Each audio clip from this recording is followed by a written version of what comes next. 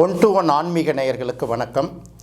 பொதுவாகவே நம்மள மாதிரி யூடியூப் சேனல்களில் பார்த்திங்கன்னா ஒரே நாளில் கோடீஸ்வரன் ஆகுது, குபேரனை கண்டுபிடிக்கிறது இப்படியெல்லாம் சொன்னால் தான் நிறைய பேர் பார்ப்பாங்க. இல்லாட்டி ஏதாவது ஒரு தோஷத்தை சொல்லி, இல்லைன்னா கூட கண்டுபிடிக்கணும், இந்த மாதிரி ஒரு தோஷத்தை சொல்லி இதுக்கு இந்த பரிகாரம் அப்படின்னு சொல்லணும். உண்மையிலே அது பரிகாரமா, உண்மையிலே அது தோஷமா, இல்லை ஜாதகத்திலே அதுக்கு ஏதாவது விதிவிலக்கு இருக்கா, இதெல்லாம் சொல்லக்கூடாது.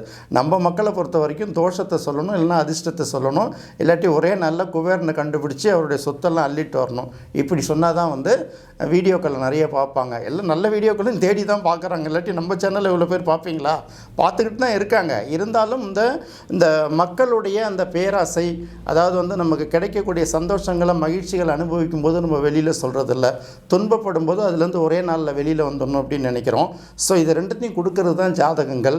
இப்போ இந்த நிகழ்ச்சியில் நாம் என்ன பார்க்க போகிறோம் அப்படின்னு கேட்டிங்கன்னா, அதாவது பங்குச்சந்தையில் பணத்தை இழப்பவர்கள் யார் அப்படின்னு ஒரு கான்செப்ட். ஏன்னா நிறைய ஜாதகங்களை பார்க்கும்போது தான் இதை நீங்கள் நிறைய கண்டுபிடிக்கலாம். பங்குச்சந்தையில் பணத்தை இழப்பவர்கள் யார், நேரடியாக இழக்கிறவர்கள் அப்படின்னு ஒரு பக்கம் இருக்கும். இவங்க என்ன பண்ணுவாங்க, நான் உங்களுக்கு மாதம் மாதம் இவ்வளோ வட்டி தரேன்னு சொல்லிட்டு ஒரு அமௌண்ட்டை வாங்கிட்டு அதை அவர்களும் இழந்து இவர்களும் இழந்த காலங்கள் இருக்குது இல்லையா? இப்படி நிறைய பார்த்துக்கிட்டே வரும். ரெண்டாவது ஒரே நாளில் இப்போ இதில் இன்வெஸ்ட்மெண்ட் பண்ணிங்கன்னா பேங்க்கில் போட்டால் இவ்வளோ கிடைக்கும், ப்ரைவேட்டில் விட்டால் இவ்வளோ கிடைக்கும், இதை போட்டிங்கன்னா ஒரு வருஷத்துக்குள்ளே அப்படியே பல மடங்கு திரும்பி வரும். ஒரு 2-3 வருஷங்களில் பல மடங்கு திரும்பி வரும். மாதம் இவ்வளோ வட்டிகள் வரும். இப்படியெல்லாம் சொல்லி நிறைய விஷயங்களை திசை திருப்பி கடைசியாக நிறைய பேர் அரெஸ்டாகி உள்ளார போகிறதெல்லாம் நம்ம பார்த்துட்ருக்கோம். அதை நம்ம பெருசாக எடுத்துக்க வேணாம். பொதுவாக சொல்லுவாங்க இல்லையா, ஏமாறுபவர்கள் இருக்கிற வரைக்கும் ஏமாத்துறவங்க இருப்பாங்க அப்படின்னு ஒரு பழமொழி சொல்லுவாங்க. இந்த ஏமாறுபவர்கள் எப்படி இருப்பாங்க அப்படின்னிங்கன்னா, நீங்கள் நம்ம உள்ளுக்குள்ளே ஒரு ஆசை இருக்கும் இல்லையா, திடீர்னு பணக்காரன் ஆகிடணும், திடீர்னு கஷ்டம்லாம் இருக்கக்கூடாது, இந்த கார் வாங்கணும், பங்களா வாங்கணும், இப்படி பல பேர் இருக்கிறபோது இவங்களுடைய அந்த ஆசைகளை தான் அவங்க தூண்டி விட்டு அதை மூலதனமாக பயன்படுத்திப்பாங்க. சரி, அவங்க எப்படியாவது தந்துட்டு போகிறாங்க.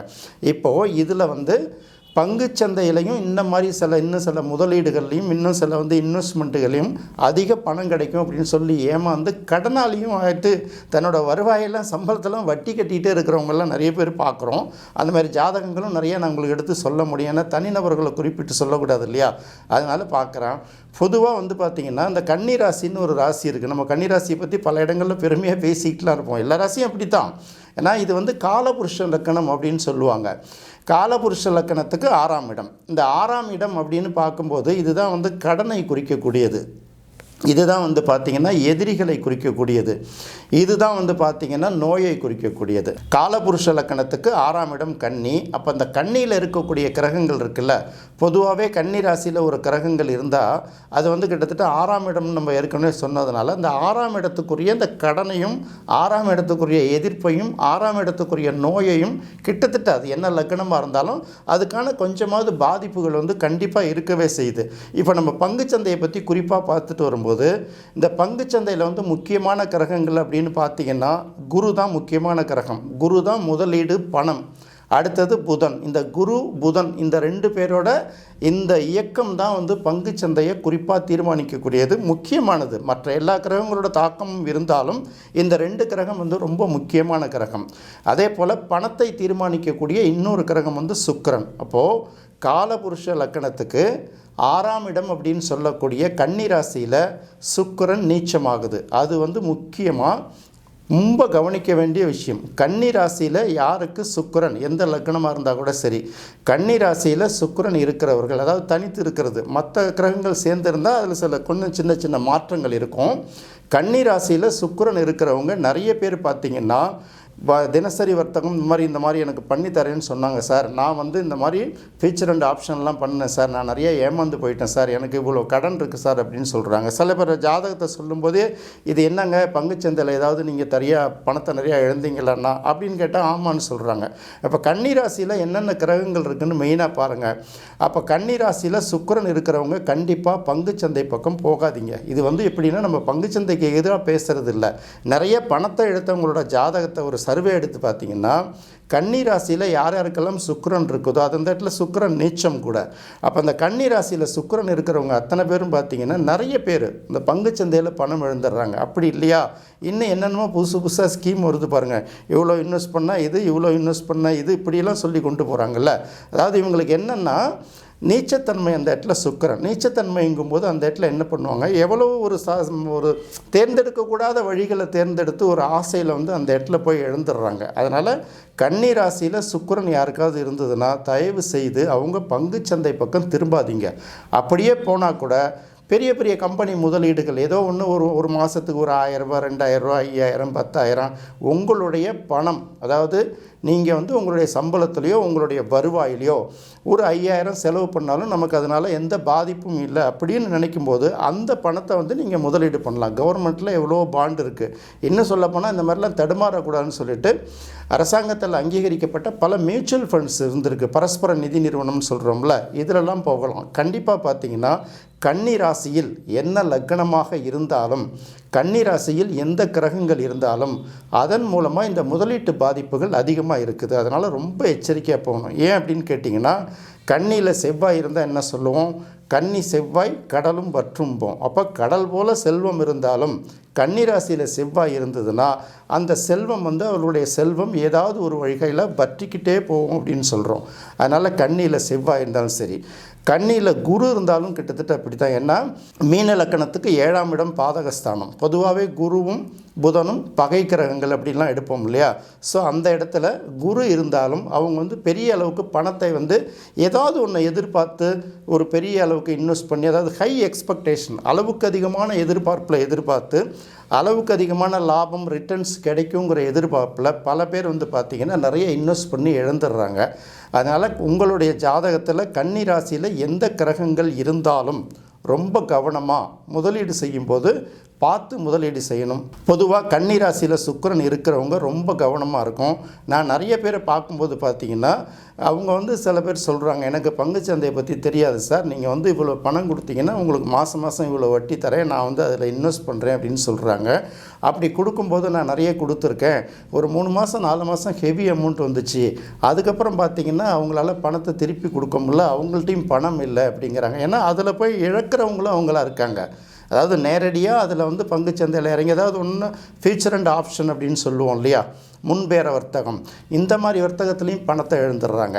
சாதாரணமாக மாதிரி வந்து ஒரு நல்ல பங்குகள், நல்ல நிறுவனங்களோட பங்குகளை வந்து நீங்கள் தொடர்ந்து வாங்கி போட்டுட்டு வந்தீங்கன்னாலே போதும். அதுலேருந்து கிடைக்கக்கூடிய அந்த ரிட்டர்ன்ஸும் நல்லா கிடைக்கும். இந்த போனஸ் இஷ்யூஸ், அப்புறம் மாதிரி இந்த நிறைய ஷேர்ஸ் எல்லாம் டபுள் ஆகிலாம் கொடுக்குற சில நிறுவனங்கள்லாம் இருக்குது. அதெல்லாம் யாரும் கவனத்தில் எடுக்க மாட்டேங்கிறாங்க. நீங்கள் அதை பார்த்தீங்கன்னா பிற்காலங்களில் பெரிய அளவுக்குலாம் முதலீடு கொடுக்கும். அதனால் உங்கள் ஜாதகத்தில் சுக்கிரன் நீச்சமாக இருந்தால் பங்குச்சந்தை பக்கம் போகாதீங்க, குரு நீச்சமாக இருந்தாலும் போகாதீங்க.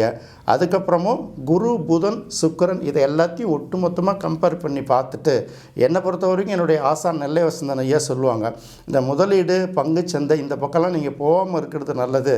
ஏன்னா அது எப்போ இறங்குங்கிறதுலாம் நமக்கு தெரியவே தெரியாது. எங்கேயாவது ஒரு ஊரில் பூகம்பம் வந்துச்சுன்னா திடீர்னு மார்க்கெட்டு கீழே இறங்கி போயிடும். அதனால் உங்களுடைய அமௌண்ட்டில் ஒரு பாதிப்பு, என்னால் வந்து மாதத்துக்கு ஒரு 2000 எடுத்து வைக்க முடியும், என்னால் ஒரு 10000 எடுத்து வைக்க முடியும், அதை நம்ம போஸ்ட் ஆஃபீஸில் போடுறோம், வங்கியில் டெபாசிட் போடுறோங்கிறீங்களா, இதை வந்து ஒரு நல்ல கன்சல்டண்ட்டில் ஆலோசனை பண்ணிங்கன்னா நீங்கள் ஒரு ஷேரை வாங்கி போடுங்க, 2 ஷேரை வாங்கி போடுங்க.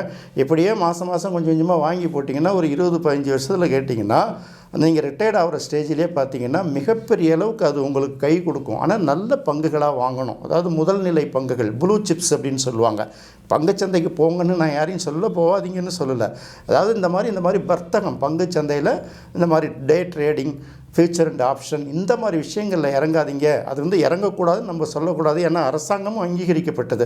உங்களுடைய ஜாதக அமைப்பில் அதுக்கு வாய்ப்புகள் இருந்தால் மட்டும் பண்ணுங்கள். போகாமல் இருக்கிறது ரொம்ப சந்தோஷம். அப்படியே மீறி போகணுன்னா இந்த மாதிரி நல்ல பங்குகளை வாங்கி நல்ல ஆலோசகர்கள்லாம் சொல்கிறாங்க.